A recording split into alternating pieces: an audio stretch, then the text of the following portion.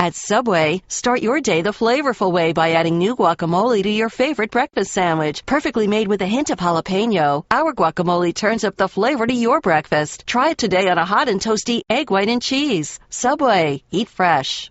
The BS Report is a free-flowing conversation that occasionally touches on mature subjects. The BS Report. The BS Report with Bill Simmons. Welcome to the BS Report. This is part 2 of our 7th anniversary extravaganza. If you missed part 1, Bill Barnwell broke down the NFL draft with us, and then my dad talked to us about how he's going to watch the NFL draft, Bruins-Canadiens Game 4, and 2 NBA playoff games at the same time. And now, part 2 will begin with Grantland's own Zach Lowe. How are you? I'm good, man. I'm honored to be a part of the seventh anniversary here. Do you know who the most frequent guest appearance guy was? Was it your dad? Was it Chad Ford? Do we have some stats here? Yeah, I would say Jacko was probably the number one guest. I think House is high up there. Cousin Sal obviously is in the He's done over probably 140 with him. Cousin Sal might be the leader. You're definitely. I would say what have we done? Probably like 30, 35. Is it that many? Holy cow! Yeah, Something like that, since I've pretty regularly, and especially during the wild NBA playoffs. Might as well talk some hoops. And we should mention you have a podcast now that people should subscribe to called The Low Post, which is probably the best named podcast in the Grantland Network, I would say. Yeah, great name. If your last name is Lowe, you only got so many things you can do with it. But for basketball, it does have some usages. It could have been the Lowdown, I guess. Could have also worked. But Low Post is just, I love it. Good one. Thank you. So predictably, round 1 was awesome. Round 2 off to a slow start. You knew it was going to happen. Right? Yeah, I mean, last night Pacers Wiz was really the first start to finish good game of the first round. I mean, OKC Clippers was entertaining and close at times, but by the fourth quarter felt kind of over. And we had some blowouts. It's funny, Washington has not played a bad game yet in the playoffs. They really could be 7-0 in the playoffs right now if a couple shots. But last night they just inexplicably just started firing up threes and doing weird stuff when it was a very winnable game for them. But the fact that they're in all these games, I think, is a really good sign for them, that they're almost predictable in a way. Like, you kind of know what you're getting from them night to night. They don't have these wild ebbs and flows that some of these other playoff teams yet have. You refused to pick them in round 1. I gave you multiple opportunities. We talked. You were on the fence. You wavered. You wouldn't fully commit. Are you starting to believe in the Wizards? Well, I picked them in 6 to win this series, so I'm you're in. I'm in. This round, I'm in. Last round, I was preemptively regretting not picking them. I had this thing with the Wizards all year and part of this was that Nene is always in and out of the lineup, so they never have continuity. And this playoffs has, again, been a reminder. If you have 2 big men that are good on both ends of the floor, you are a step ahead of half the league. And the Wizards are just a different team when they have those 2, Nene and Gortat, healthy. Their starting lineup on paper is really good, and they would have these stretches where they would just lose to crappy teams. Charlotte beat the crap out of them like 3 times down the stretch. The Bulls went in and embarrassed them, and you would say, "What? Like, when is this team going to figure it out?" And I just didn't know. I didn't have faith, even though I liked the matchup, that it would come this year. But Nene being healthy has obviously been huge. And look, I mean, I just think based on the last 3 months of basketball that they're better than Indiana. I don't, whatever has happened to Indiana, I think the Wizards are a better team and they're going to win this series. And everyone's jumping for joy about Roy Hibbert's game last night. And I was happy for him. I really was. But the Wizards had a John Wall 3-pointer off an offensive rebound that was a terrible shot. And then 2 other wide open threes, one by Beal when Lance Stevenson got lost going under a pick, and one by Wall when there was some chaos in transition. It was literally wide open, great shots. They make one of those, they might win that game. I mean, Indiana, you got to give them credit for grinding, but that's not a win that I come out of, and maybe you're different than me, but I don't come out of that win thinking, even with Roy's amazing bounce back game, I don't come out of that win thinking, okay, that's a team now, Indiana's back. They've figured it out. They've hit their stride. We are aligned. I hated the first Wall 3. I just hated it. I hated when as soon as he took it, I thought to myself, they're going to lose. I couldn't That's a believe it. terrible I didn't just hate it.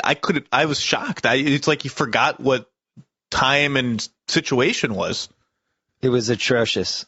The next two, you're right. The guys were open, but I still feel like you could just feel the game slipping away from them. And they were in the, it was like they're firing up threes like there are 20 seconds left. They'd lost all their patience. I think they have a better team. And when you think about Indiana last night, they get this throwback performance from Hibbert. I don't know where it came from. And yet they still probably should have lost that game. Or at the very least, it should have been a tie game with 30 seconds left. And I just don't think that's a good sign for them. They're just not playing well. I mean, they haven't been playing well for 3 months. You can't point to any pacer and say that guy's playing well. And that's the fundamental problem. Like you look at the Wizards, you're like, oh, that guy's playing well. Beal's coming on. Ariza's making a great contract run. You got on the line and these guys are either overachieving or hitting some ceiling that we wanted them to have. And it's the opposite with the Pacers. It continues to be the weirdest NBA story in a long time. I don't know what to make of it. You know who had his best game of the Pacers season last night? Who? Andrew Bynum. Actually, he had his first game.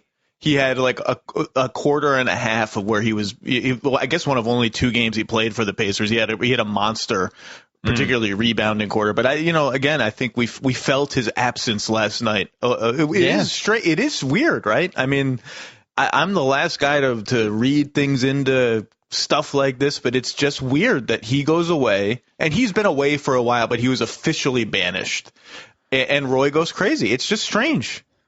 I had, I'm going to say in the show about 10 days ago, I was going to bring up the Hibbert concussion possibility, and I had all the stats. It had been like, at that point, I think he had played 9 games since LeBron clocked him. And the stats, you could see the before and after, like the 12 games before and the 9 games after when LeBron clocked him. And I was really wondering if there was like post-concussion stuff. And I forgot to mention it, and it just never came. Then it seemed like on the internet the last few days, that got a little momentum. Do you think there's any chance he's got like post-concussion stuff going on? I have no idea. I mean, he's a Wouldn't weird that make guy. sense though? I mean, something happened to him because he didn't just enter a slump. He just entered a point in which he was almost unplayable. I mean, he was putting up 0 points and 0 rebounds like semi-regularly. It could be that he's I think the safest thing to assume is that it's just a combination of lots of things. He's tired. He's played a lot of minutes. He's a big dude. And if you take 1/8 of his speed away from fatigue, it becomes an issue. The Hawks matchup was bad. He's always been sort of a mentally weird, sensitive guy, so stuff can snowball on him. But look, it's not out of their own possibility. He did get clocked, and the timing is probably about right for when the slump started. Let's say he's super tired. Team chemistry isn't going great. Gets clocked by LeBron. Just physically doesn't feel right. And he's one of those guys that I don't think he can play at a high level if he doesn't physically feel right, because it's so hard for him to play at his size, and he's got some real liabilities against him. But I'll tell you, I said this on TV over the weekend, and I'm going to say it again. The big winner of the playoffs so far is Miami. This is unbelievable how this whole postseason broke for them. You couldn't make this up. It's just the seas are just parting for them. They might be able to get through.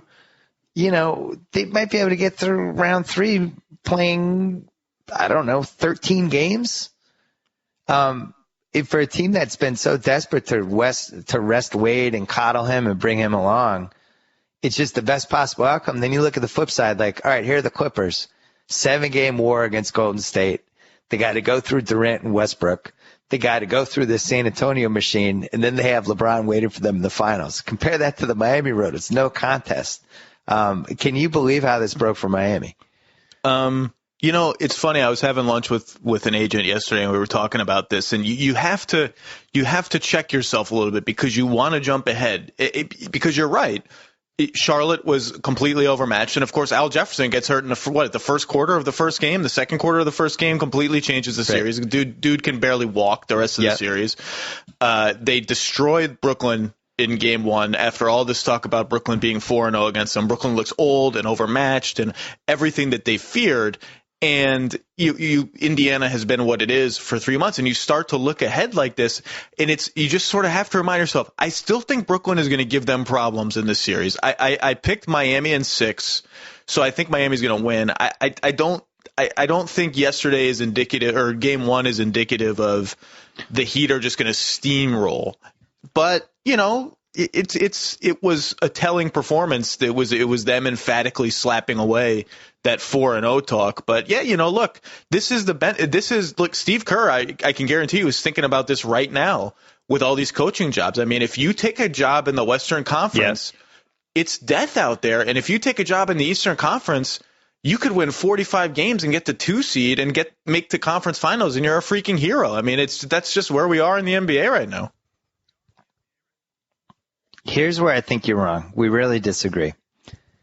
I don't think this is the same Brooklyn team that went 4-0 against Miami, because Kevin Garnett is dying. His career is dying as these playoffs go along. He played 16 minutes in game 1. He just looks like he's done. I mean, it's not even like, oh, he looks a little washed up or he looks like he's at the end of the line. Like, Kevin Garnett is done. That even getting a 12-10 in game 7 against Toronto took an extraordinary effort for what he has left from a talent standpoint in his body after 19 years or however long it's been. So then normally you'd say that's fine. Mason Plumlee's really coming on. He's been awesome. Mason Plumlee's been MIA in the playoffs. He played 6 minutes combined in game 6 and game 7 against Toronto. I'm looking up right now. He played 14 minutes in game 1, 2 points, 3 rebounds. If they're not getting anything from Garnett and Plumlee against Miami, I don't see how they win more than a game. That's I really fair. don't. Like, explain. Give me a scenario where they compete. I don't see it. Well, that's fair, and also this is a tough series for Andre Blatch because defensively they're just going to pick on him and space the floor out and make him move around. Isn't every series a tough series for Andre Blatch? Well, yeah, Toronto picked on him too. I mean, every time he was on the floor, they put him in pick and roll. I mean, but he can do some things where the equation tilts his way a little bit. He's a good post scorer. He hurt Toronto. He can hurt Miami that way. But I think my faith is in I think Plumlee is a guy that they have to consider playing more because he fits their personnel well. What he did in the regular season was not a fluke. And I understand, look, he's an awkward offensive player when he has the ball in his hands at the elbow. He's defensively a rookie. He's a step out of position sometimes. He's a little bit out of sorts here or there, but he's an athlete.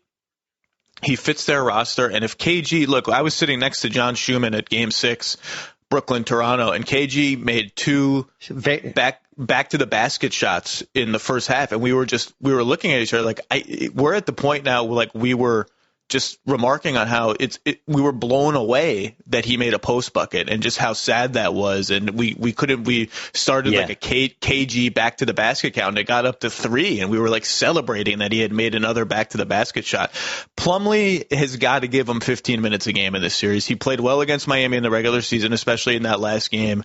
I think part of my faith that the Nets can make this a series is a lot of the built-in advantages they have or the built-in edges they have and Plumlee giving them something. Maybe I'm wrong. I don't know. Maybe this is just it. They ride with KG and Blatch and get nothing from that position. So Plumlee in April, 25 minutes a game, basically, 12 points a game, 6 rebounds. And in the playoffs, he's played 8 games, 12.6 minutes a game, 2.6 points, 2.4 rebounds. And looks scared. I mean, he's looked scared the whole playoffs. He looks like, almost like unplayable. And I don't think KG can play more than 20 minutes. So now I'm relying on Andre Blatch. Like, I almost wonder if they're better off not even playing any of these guys and just playing Karolinko at center, as crazy as that sounds. Because it's not like Miami has a low post threat. Like, maybe you go small and just try to change the series that way. I don't know what they do. Here's why that's not crazy. They did that in the last regular season game. They played Teletovic at center. They put Karolinko, Teletovic as the 2 biggest guys and had them guard whoever they were most comfortable with. And they did that, I think, for a tiny stretch of game 1. I'd have to go back and look at the lineups, but I'm pretty sure they did that for a small stretch. And you're right. There are lineups where Miami, I mean, look, Birdman will hurt you with rim protection and occasional, rolling dunk to the rim. And Bosch can do some things against these guys off the dribble and in the post. But they may want to look at that for 6, 7, 8 minutes a game and and just sort of see what happens, because they can stretch the floor and put all their long arm dudes, on LeBron and switch them around and do some funky things. I mean, look, they've even had Teletovic guard LeBron on purpose, like 10 times on 10 different possessions over the course of the season. And it's like, you would think they would never do that on purpose because it's so clearly a terrible idea, but it actually hasn't worked out so badly for them. You might be onto something there. I mentioned that in my preview, that Teletovic at center thing, sort of not thinking it would be something they did, but maybe they'll do it. Yeah, Teletovic and Karolinko as a combo, just as your 5, and just change the series and try to change the pace of it and the look of it. My thing is, like, Miami has nobody who can hurt you other than the offensive rebounding. And you saw what happened in the Golden State Clippers series, where it took Mark Jackson forever to get there, but eventually he realized, like, my best chance to win the series is with David Lee and Draymond Green. And we're not going to be able to protect the rim. And that's just the way it is. They're going to get some alley-oops. They're going to get some offensive boards, but this is the best team I have. And they did it, and they really came as close as you can come to winning a Game 7 without actually winning it. I think we're at the point of the playoffs where you just play who your best guys are. I like the way Teletovic is playing. And Karolinko, we've seen him have moments, but the reality is Miami's going to cruise in this series, whether it's 4, whether it's 5, whether it's 6. Unless somebody gets injured, nothing's going to happen. What do you see happening in Clippers OKC? Because people seem to be all over the map in this one. That's going to be a war. I mean, I picked Thunder in 7, which is sort of like your home court advantage team in 7 is your toss up of, I don't know who's going to win this series, but so I'm just going to go there. I think it's a fascinating series. I think Oklahoma City did some really nice things last night, especially sort of dialing back some of their aggression on defense and making the Clippers earn it a little bit more. They didn't give him any of those 4-on-3s where Blake slips the screen, catches an easy pocket pass, and then has all sorts of options in front of him. They sort of sat back a little bit, which I think is smart. And the interesting thing is, through 2 games and then 4 regular season games, Blake can't score in the post on this team. And that's the fascinating subplot of the series. In Game 1, the Clippers just sliced them apart without having Blake Griffin post up at all, because they took advantage of Oklahoma City's defense and, got Blake in all kinds of 4-on-3 situations, got threes, got alley-oops from Blake to DeAndre. They couldn't get that in Game 2. And Blake, they tried to force feed him a few times and it didn't go well. And, look at it. And it might also just be as simple as Chris Paul got in foul trouble. But I think, can they get 4 really great offensive games with nothing from Blake as a post-up threat is sort of an interesting little subplot. And there are a lot of them in this series. This is probably our best chance at a great series. Yeah, to me, it's like the Clippers cannot beat a good team on the road if they're not getting a good Blake game and they're not getting a good Jamal Crawford game. They need one of those two, and obviously 2 of the 2 would be even better. But if they're going to go 0 for 2 with those 2 guys against a good team, it's not happening. The rest of everybody else on the team could play amazing, and they're not going to beat Oklahoma City in Oklahoma City. Jamal 2 for 13 last night, but he's not going to go 2 for 13 again if they put Derek Fisher on him a lot, because Derek Fisher cannot. He's getting 10 to 12 minutes a game with Derek Fisher guarding him, and that's just Derek Fisher can't even keep up with him without falling over. Well, and that's the thing. I think if you look at the 4 through 8 guys on both of these teams, Oklahoma City has a real advantage, and they can put lineups out that I feel like Oklahoma City is going to be scared of, because at some point they're going to, the Paul, JJ Redick, Jamal Crawford threesome is going to be clicking like it was in that Game 7 against Golden State. And that means Reggie Jackson has to be out there with Westbrook. But then it's like, all right, now your third is Cephalosha. Now you have Durant and Ibaka as your 2 big guys. Like, there's things they can do to put Oklahoma City in matchups that they're not crazy about. But then on the flip side, same for Oklahoma City. Like, the Clippers don't have anybody to guard Durant. It takes a huge physical toll on Chris Paul to try to match Westbrook's athleticism. And because of that Eric Bledsoe trade, they don't have anybody to go head-to-head against Westbrook. Oh, my God. Last night, poor Darren Collison. That was a pity game. Like, I'm watching that on TV and I'm thinking, this is like what my little sister was in a softball league when she was a little kid, and they had a rule where you were not allowed to strike out. It was like it's like 8-year-old girls under. You could not strike out. And one of her friends swung and missed on what should have been strike three, like literally 25 times in a row. Right. And that girl's mother finally came out of the stands and screaming, "She's out! Let her go! She's out!" and like carried her out of the batter's box. And that's what I wanted to do for Darren Collison, Leslie. It's over. He can't guard these guys. Get him out of the game. He could guard Derek Fisher, I think. That's about it. That's about the only guy in the roster. He might be able to guard Scott Brooks. But yeah, Darren Collison, the more I watch him, the more I realize why he's been on 17 teams in 5 years. But he is not a defensive stalwart by any stretch. And it's not like Jamal Crawford is Eric Bledsoe either. What's interesting to me is that some of the trades that teams made last summer are coming back to haunt them. You know, like you look at the Warriors, they gave up all that stuff for Iguodala, right? They just gave up the farm. They gave up 2 unprotected picks. They gave up their 2 giant expiring contracts. They ruined Harrison Barnes this season basically because Iguodala came in and took his minutes. And it didn't really get them anywhere. Iguodala wasn't the impact guy that they thought he was, and that ended up with if you look at why Mark Jackson got fired, I would say that the Iguodala trade wasn't a home run for them, was probably one of the biggest reasons.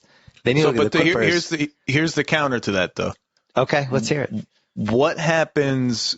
Okay, so here's the counter to that. They gave up 2 dead expiring contracts in a market where expiring contracts aren't getting anything. They gave up 2 unprotected picks, the first of which is going to be, 22nd, 23rd. So a pick that's not that good. The second one, maybe it will be better, but maybe not. So it's the counter, maybe they didn't give up that much. And what if Harrison Barnes just is bad this year, regardless of Iguodala or not? Then where are they, right? I actually like the Iguodala trade for them, but that's, we can disagree on that. I didn't mind. I'm not disagreeing with you disagreeing. Like I'm not saying in a vacuum the trade made sense. My point is they gave away all their trade assets for it. They set Harrison Barnes back. Now we could argue whether that would have happened anyway or where that would have gone. And what they got in Iggy, I just think they thought that he was a little bit better. I actually thought he was a little bit better too. Like I was shocked that the Clippers were just guarding him with JJ Redick and Jamal Crawford in these last few games, and he couldn't really make the Clippers pay. He's not good enough offensively. But we knew that, right? I mean, like you don't get him to do that. You get him to push the pace, to rebound, to pass, to play defense, and I think he did all those things and got some garbage points for them. But I'm looking at his numbers. Can he be the 3rd best player on a title team? Which is, they acquired him to win the title. It wasn't like, we hope we can get through round 1. It's like, this is our team. We are all in. We've cashed in every asset we have. This is the team we have. We're extending Bogut, and we're going to win a title with this team. That's why you make the Iguodala trade. So from that standpoint, it didn't work, right? I guess not. I mean, they didn't win the title. I mean, they didn't get around to round 1. But this is going to happen to teams in the Western Conference every year, or not every year, but for probably next season again, there will be at least one championship contender that loses in the first round, or championship hopeful that loses in the first round. I mean, it's just Houston is a really good team. I think they actually had a more disappointing postseason to me than Golden State did. The West is just that good, and Bogut was hurt. And look, we could make these excuses for all these other teams, but this is Iguodala. I mean, I don't think they got him expecting him to post up JJ Redick and get you 20 a game. And maybe this season is a failure for that reason, for not getting out of the first round. But I've been high on the Warriors all year. I really like their roster.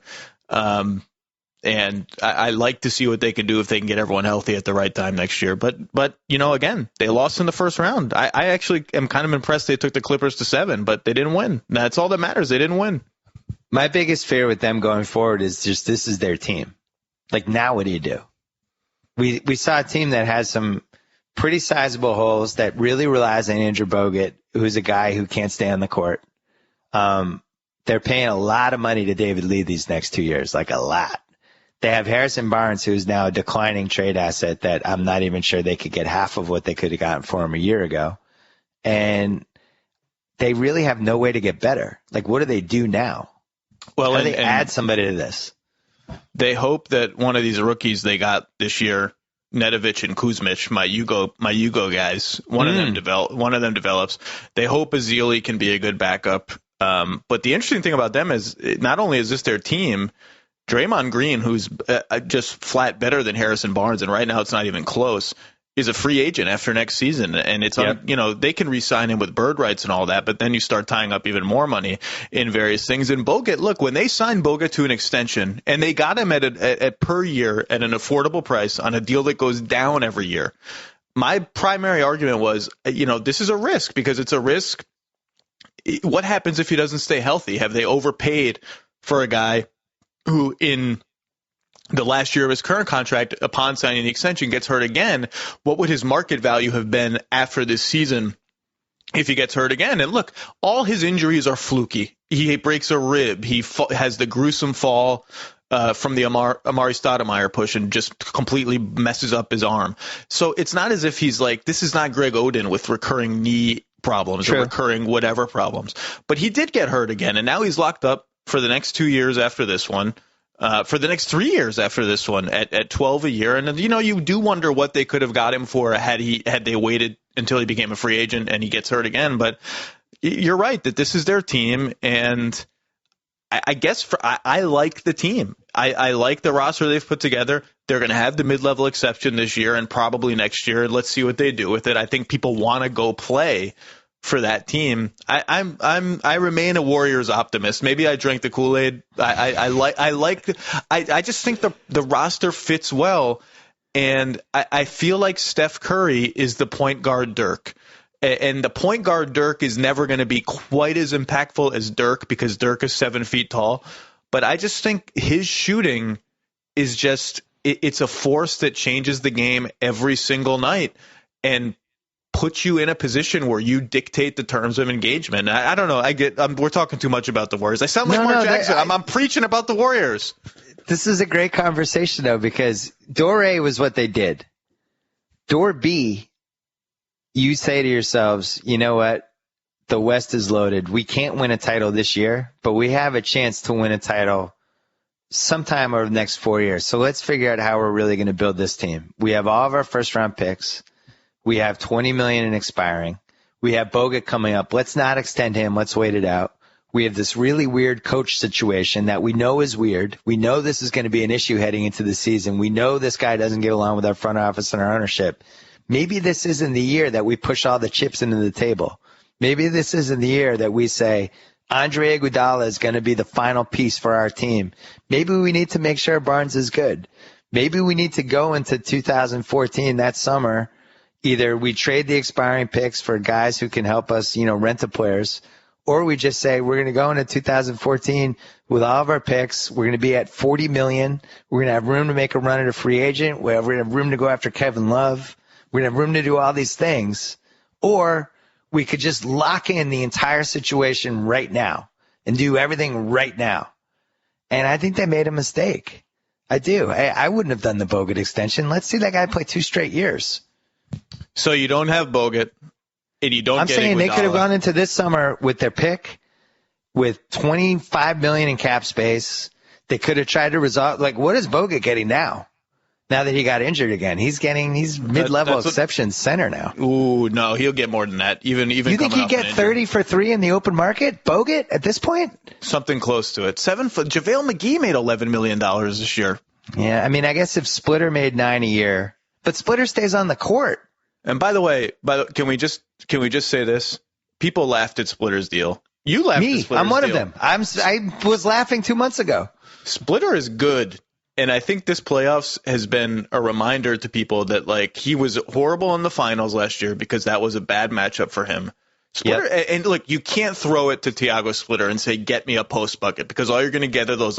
They're not even hooks. I don't know what they are. I don't know what he does. It's not a hook. It's just an ugly, sideways fling of the ball. But the Spurs knew that, and they also knew that Duncan is old. And he's defending Dirk. He's defending LaMarcus. He's a good passer. He's a good pick and roll player. For their system, and given that they didn't really have any alternatives that they were super interested in, maybe one or two that they couldn't get. He's playing his balls off in the playoffs so far. Yeah. I'm with you. I apologize for putting him in my overpaid column. I just felt like $9 million a year for somebody to play 20 minutes a game was absurd. But he's been really good. That's what makes the NBA interesting. On a different team, he might be overpaid. I mean, 9 is actually pretty good for a 7-footer regardless, but on a different team where they didn't have Tony Parker and they didn't have a good system that they had spent years building, maybe he looks horrible. But on the Spurs, given their unique situation and what they need, a guy who can play both big man positions and make sure Duncan doesn't have to play too much in the regular season, like he fits for them. And that's what the NBA is interesting, because fit is half the battle in the NBA. You think you know everything until a guy moves from one situation to the other, and his game is completely different. It's a weird sport like that. We should mention that he did torch Sam Dalembert in round 1. I mean, that's like, I think you would be able to put a double-double up against Sam Dalembert. I'm just throwing that out there. Sam Dalembert was frisky for parts of round 1. If he can get up on time, if his alarm clock is working, he can get frisky.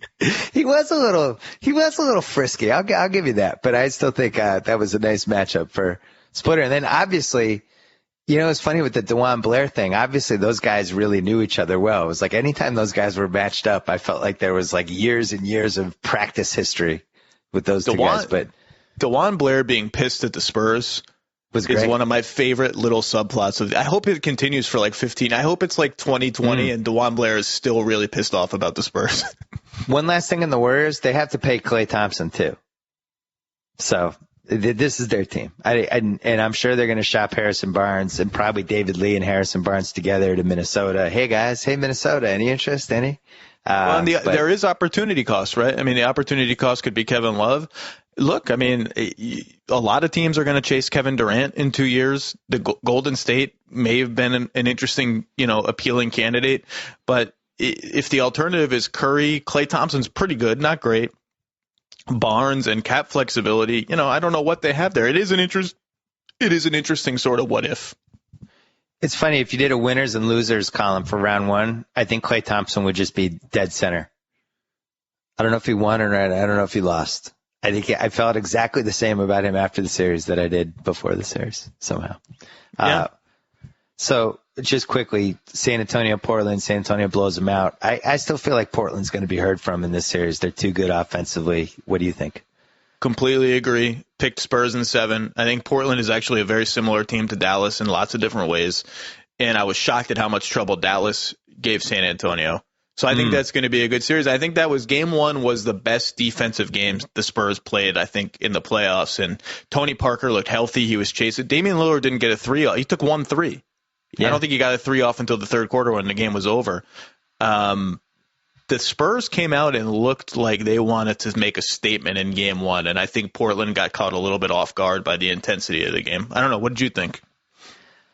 Yeah, it was an old school 1980s game 1 where the home team takes care of business, and deep down everybody knew the series wasn't going to start until game 2, which I like those. Those are good. San Antonio did what they needed to do, and now Portland needs to realize that if they lose game 2, they're going to lose the series. So now we have a series. I think Portland's good. I keep looking at just balls and character, because that's what I watched in game 7, just seeing how the different Clippers responded to the pressure and intensity of that game, and they just really were so competitive. It was just great to watch.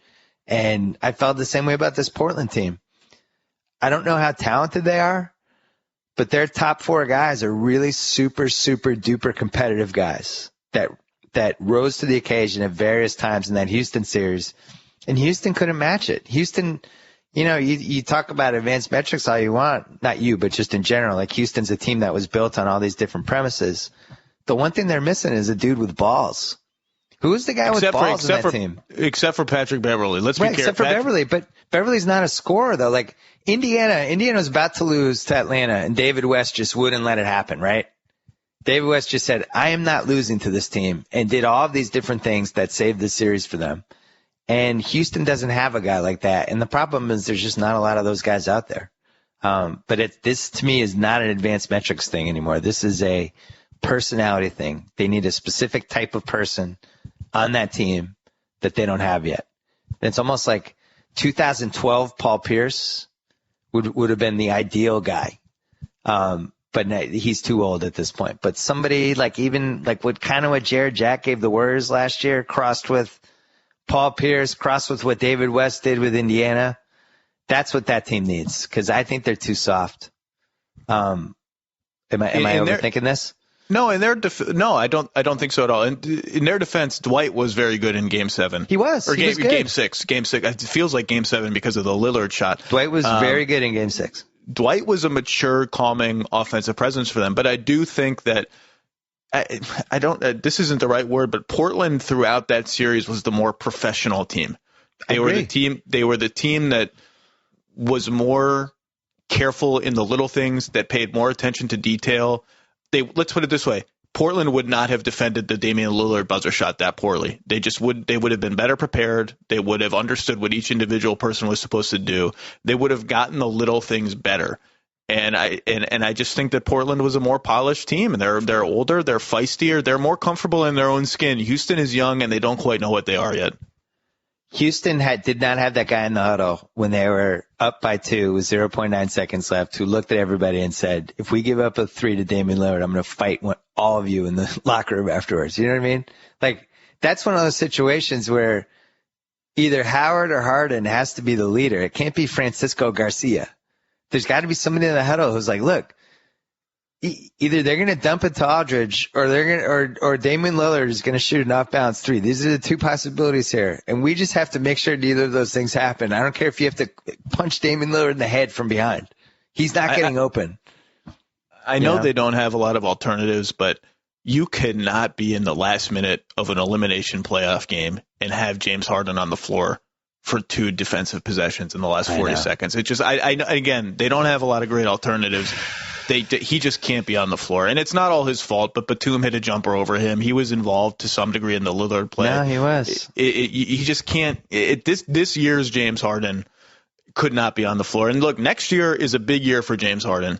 Because they can't get to the playoffs, and he plays this dog crap defense again. It is over for James Harden. The honeymoon is over. 2 years now of, now you understand physically and mentally what it takes to be a number 1 or number 1A with Dwight there option. It's exhausting. It's fatiguing. Their style of play is fatiguing. They run a lot. Now it's serious business time. You're especially when whatever they do in free agency this summer, there will be another piece there one way or another. You can't be an embarrassment on defense anymore. It's time to take the next phase of your career. And I think that's what everyone is curious about with Houston is like, they're young. In their defense, they're very young. They're still living it. They're living it up. They're enjoying themselves. They should. But now it's time. And I think James Harden is sort of like the poster boy for like the now it's time part of what it is the Rockets are in. They are young, and it showed in that Portland series. I'm going to add this to everything you said about James Harden, which I wholeheartedly agree with. Time to get in shape, James Harden. Just period. Get in shape. Like he was stumbling around in one of those. What overtime was that on Sunday night? He was stumbling around in that game like he was a triathlete finishing the last 2 miles of the marathon part. And it was embarrassing. I voted for this guy for first team All-NBA, and he couldn't get through an overtime game in the playoffs. Like he literally looked like he was going to keel over. Like, get in shape. You're one of the best players in the league. Like you're being outworked by every single player that's out there. I was embarrassed for him. And by the way, there was a lot of talk during that series about, how could you vote for a guy that plays defense like this, first team All-NBA? I still think it was the right choice. Look at the guard positions. Chris Paul missed a bunch of games. Dwayne Wade missed a bunch of games. There just aren't a lot of guards who are worthy of that honor. I mean, Kobe missed the whole season. Russell Westbrook missed half the season. It's just there just weren't a lot of options. Chris Paul was, I think, the only one who didn't miss so much time and was so good that you thought maybe I put him in there, but I would have put him. And I just, James Harden played the whole season and was really good. There just weren't that many options. Harden offensively was really consistent for 6 straight months and did a lot for that team. And I don't think you can judge that All-NBA pick by what happened in the playoffs, but I thought he wore down and I thought he was out of shape, and he's got to figure that out. I think it'd be a waste of his talent if his career continues to go in the direction it's going, because he's an incredible offensive talent, and he shouldn't just be a better version of Jamal Crawford. That should not be his destiny. And Jamal Crawford, by the way, is in better shape than him. Last question, then we got to go Mark Stein. Where am I going to be for the finals? I still think Miami, San Antonio. Riverwalk. Okay. Oh God. That's been my pick all year. or most of the year. Actually, I have to say, in like mid-January, I thought Indiana was really going to make the finals. I had bought in. I thought they had Miami's number. And, look, even as badly as they've played, they still play Miami tough. Right. I just think San Antonio and Miami are the best teams. That Dallas series threw me for a loop, though. The fact that they took San Antonio to 7 games has scared the crap out of me. And I really don't know. But I feel like the Portland matchup is a decent matchup for them. And so, yeah, Miami, San Antonio. So, not a bad pair of teams if we get to see it again. What do you think? I have my fingers crossed for Miami Clippers, but it's going to depend on my man Chris Paul and whether he has enough physically to get through these next 2 rounds with the responsibility. They cannot win unless we see Game 7 against the Warriors, Chris Paul, and Game 1 against OKC, Chris Paul. Some sort of combination of that. I mean, he doesn't have to be quite at that level, but you know what I mean? He's got to be – I need his A game from now on. Clippers OKC winner can definitely – sorry, that's my phone going off. Clippers OKC winner, by the way, just to be clear, absolutely would be almost a toss-up pick against San Antonio. Either of those teams. No question. Are good enough to beat the Spurs. No question. I just don't know if all right, have fun. Have fun with the rest of your guests. Take some time. Don't take some time off. Don't write too much. I don't want to burn you out. We need you for the conference finals and the finals. Pace yourself. Don't end up like James Harden, flailing around and being like half conscious during an overtime game. I don't want to see that from you. Yeah. I'll be pace all right. yourself. All right. We'll talk to you soon. Thank you. See ya. All right. It's the 7-year anniversary podcast, so we're going to have a couple of our favorites. We might have to go to 3 parts. Zach and I really got into it there with the NBA. It was fun. I didn't expect us to go that long. We did. We have a lot of people to get to. Dave Jacoby, the czar of reality TV, the guy in charge of all Grantland audio and video. He's on the line right now because he's in the studio because he works for us. How are you? I think my most important duty at Grantland is being the czar of reality television. I mean, first and foremost. I didn't want to come out and say that, but I think you're right. It really is. I mean, I've got to maintain this purview, and we haven't talked about it on the BS Report for a long time. I'm very excited about this. I'm honored to be on the 7th anniversary edition.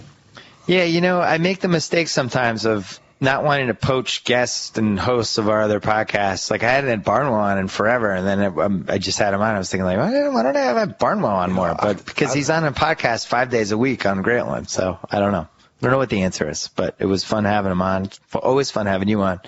We're in the middle of the 5th American professional sport right now, the Challenge. And you have such a high bar now. I know. It's almost like you're one of those parents like that you're like the dad in Dead Poets Society where the son ends up killing himself because the bar was set so high. But we had a talk in your living room that changed my life, Bill. What did I say? Well, when I told you, I was like, Bill, like this season of the Challenge is kind of disappointing to me. And you're like, you need to get over that.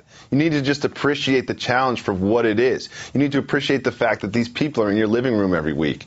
And I had a long look in the mirror and a long talk with myself. And I was like, you know what? Bill's right. Like, this is my family. Jasmine, Frank, CT, TJ, this is my family. I'm just happy to spend time with them. Yeah, you were expecting the Challenge to go for a triple-double every night, score 45 points, go 17 for 20 from the field with no turnovers. And when it didn't happen, you complained about it. It's like, this is the Challenge. There's going to be the scene. Johnny Bananas is going to give a toast. Yeah, yep. Johnny Bananas, I've been meaning to tell this to you. I think 85% of Johnny Bananas' success is his ability to give toasts. We should just hire him. He should rent himself out to weddings. Like, Steven, Melissa, I don't know you that well, but I just want you guys to know that the bond between you is so strong. I don't know what else he does other than it's a room, everybody's about to get drunk, and somehow Johnny Bananas has... See, here's the thing. He stands on something, which makes a big difference. He always elevates himself. It's a table or a chair, so he's up high. Right. I think about the logistics a lot, too. Like, everyone needs a full glass. You know how annoying that is? You know, you have to wait for, like, 45 seconds before the toast. So let's look at what he does. So you're right. He elevates himself so that he's a little bit almost like when a late-night host makes their chair higher than the other people. It's like a position of power. He seizes the moment. It's early on in the night. It's when everybody's really excited to get drunk. And then the toast is always really good and always ends up with something like, let's really tie one on tonight, or some sort of motivation to get bombed. And that's what he does. By the way, you're really loud right now all of a sudden. I'm just really excited about the challenge. Oh, I know. I didn't know if they turn your audio up or something. I didn't want to blow out people's eardrums. But so me and you both have a fondness for Isaac. From Isaac. Oh, yeah, Isaac. Yeah, Isaac's been disappointing. I loved Isaac on his Australia season. Remember when he swam naked in the fish tank? It's incredible. It was the best. And he had that girlfriend from Ireland. Like, I set such a high bar for Isaac's performance that he really hasn't gotten over in this season. I'm with you. And again, maybe the expectations are too high. Like Zach Lowe and I were just talking about the Iguodala trade, and my expectations were so far Iguodala is probably being a little unfair. And I think Isaac is the Iguodala of the challenge this year. I think so too. I think that's a good thing. You know who they traded 2 first rounders, a couple expiring contracts to get him. He's hurting what's that guy Johnny who spells his name wrong? Johnny Riley. He's hurting Johnny's minutes. Johnny's like the Harrison Barnes of the situation. Yeah. He doesn't want to say anything. Totally delivering. Yeah. Is Johnny Mosley or is TJ the Mark Jackson? I think it's Johnny Mosley. He might be. Yeah. It's like, why is he here? Are you watching the after shows? Of course. What are you talking about? How does Johnny Mosley get that job? I don't know. What is going on? I feel like you should have that job. If they came to me and said, we want to hire Jacoby. We know he works for you guys, but we need Jacoby to kind of run this thing and get this ship right.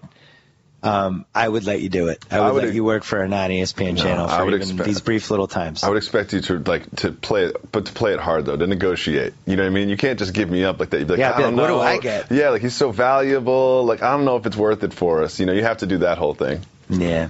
The big winner so far this season, Jasmine, basically became a call girl.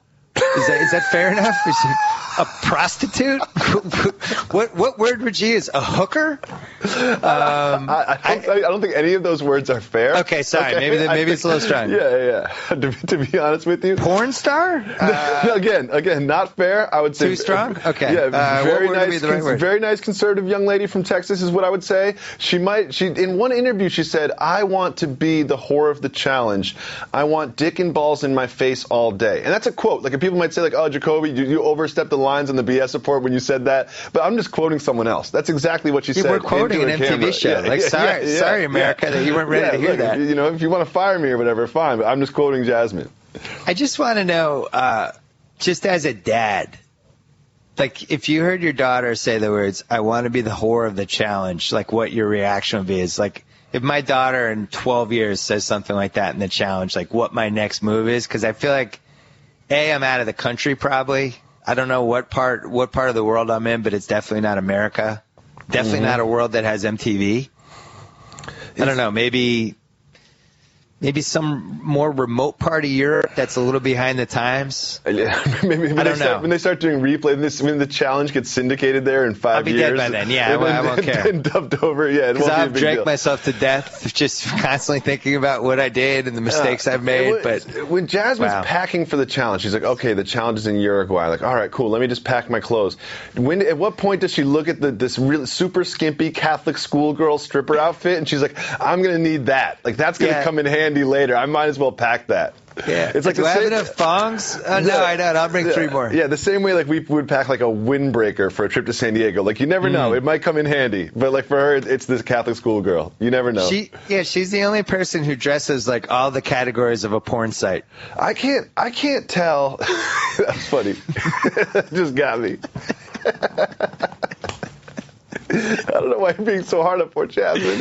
Why am I being so hard on Jasmine? She professed that she wanted to be the whore of the challenge and then started living up to it. What do you want from me? But I don't even think she's hooked up. Like, I don't know what's worse. No, she hooked up. She hooked up once already. Yeah, there's like in the after show, they're hinting to all these like secret hookups. It's like, why don't you show that? Just show them walking into the bathroom. I want to see this. Yeah, and by the way, I remember when the bedroom cam was such a big thing for the show. It was the Real World Chicago season. It was like the rundown on PTI. It just changed the game forever. It did. It was like when Letterman started doing his 12:30 show on NBC. It's just nothing would ever be the same. Yeah, it was the bedroom cam. Benchmark moment.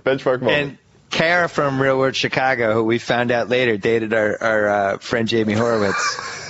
I'm not afraid to say that now that he doesn't work for ESPN. He's not listening. So she dated Jamie Horowitz and then ended up on The Real World and was the Jackie Robinson of the bedroom cam. Yeah. And at the time we were like, oh my God, what shame. Her parents, and And now it's like the bedroom cam's a staple, and I feel like now we're ready for the bathroom cam. I think so, too. You shouldn't be able to hide from the bathroom. I think so, too. Put a camera in there. People do their business. They have no shame anyway. I'm ready for the bedroom cam. And as a producer, it's like you can sign a thing that I promise I will not show you using the bathroom. Like I will number not, one like, and number two will not happen. Yeah, you can sign. I'll have it. That can be in your contract. But if you are filleting someone in the bathroom, I promise I will show that. You know, that's also in the same contract. Yeah, anything short of number one or number two is being shown in the bathroom. Yeah, no problem. Hold on, my daughter's here. I'm just going to randomly ask her. Okay. Will you promise me you'll never go on a show called The Challenge on MTV? Whatever you say. Promise me. I want you to promise me right now, Dad, I will never go on The Real World or the MTV Challenge ever in my entire life. That's not going to be good for me. I kind of want to be on TV. No. Promise me. I will never be on any MTV show. Fine, I promise you I will never be on any... I swear on my brother's life I will never be on an MTV show. Say it. I swear on my brother's life I will never be on an MTV show. Perfect. Thank you. Okay, you can go now. No, that's it. I'm talking... No, but not on MTV. All right.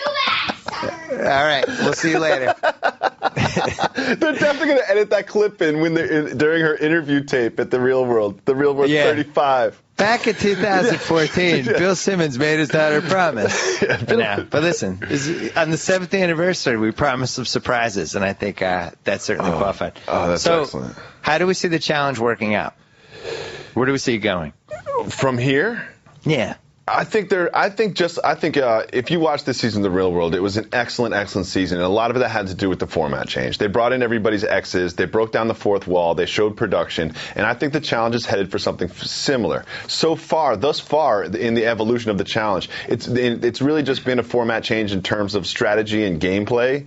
You know what I mean? Like, oh, now you have partners, and now you have teams, and now it's girls versus guys, now it's rookies versus veterans. I think what they really need to do is kind of like a show, like a macro level show change, the way that Real World hasn't been very successful with. And I've got some ideas. I think that they should go on like a campus tour. I think they should do live events. I think it should be more of like a live thing. Like imagine if there was like a 500 person crowd or like a little small arena, and it was they harken back to like the Roman gladiators with this, because that's really where we're headed with this. This is the 5th sport. This is the 5th most popular sport in America, and I feel like they should start treating it with that sort of respect.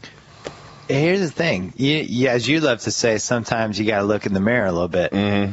I think the Boone and Murray. What is their franchise now called? It's not Boone and Murray anymore. It's something else. It's still Boone and Murray. Okay. Maybe go back a little. Maybe look back at those early years. And I think part of the problem for me with the show is the challenges have just become like boring sports that I wouldn't watch on ESPN. Yeah. You know what I mean? And it's like, don't be afraid to go back to the days where everybody had to wear a bikini and then rub up against something and create heat for it. Yeah. Don't be afraid to be like, hey, it's a body paint challenge and nobody's wearing clothes. Or, we're going to spin you around until you puke. The person that doesn't puke wins. Yeah. It's like, okay. You're going to keep eating oysters until you can't eat oysters anymore. Like, don't be afraid to have those as the challenges. I'll watch that, because right now the challenge is like the challenge is the least interesting part of the challenge. Like, let's just be honest about it. It's a borderline fast forward for me. Yeah. Oof, it really is. God, wow. Yeah. Wow. If I'm limited on time, I fast forward over the challenge and just go to when I find out who's getting voted out. I'm really excited about the rest of the 7th anniversary special, Bill, and all the other guests. But let me just pitch you one. Let's hear it. Real World format that Juliet and I came up with on the Right Reasons podcast. Okay. So this year, like I said, Real World made a great leap. They broke down the fourth wall. They started showing production getting involved. They had the exes come in, but they have to do something new next season. It's called Real World Hostile.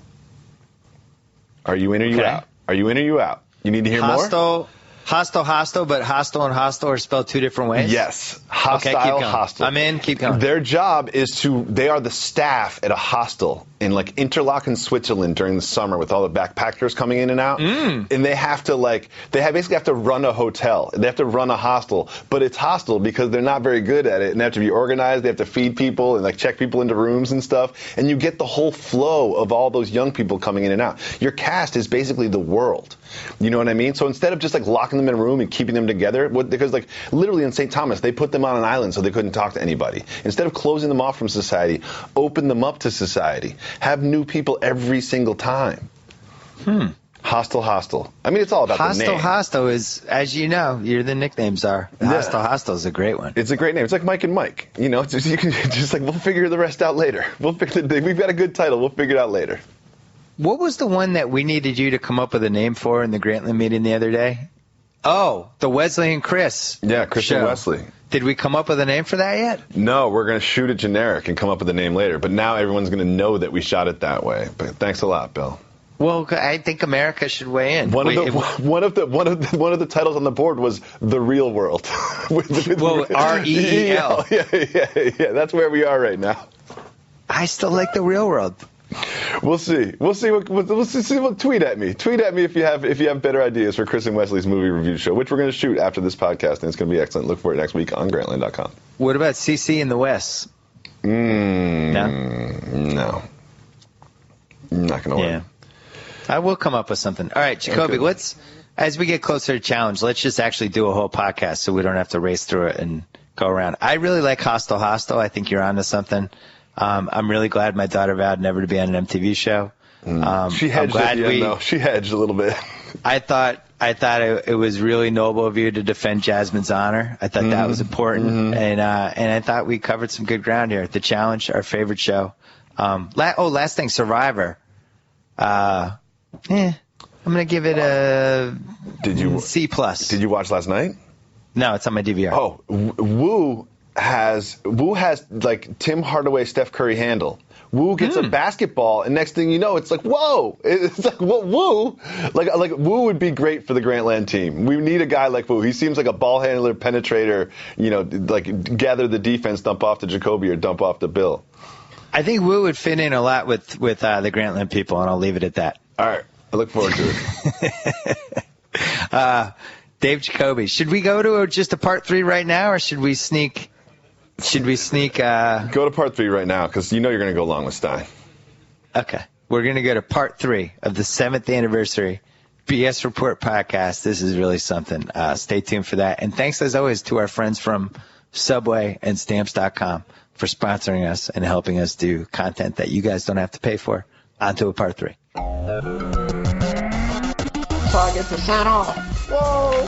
Thank you for downloading the BS Report with Bill Simmons. Too much fun. Check out more podcasts at the iTunes Music Store or at Podcenter at ESPNradio.com. Peace out.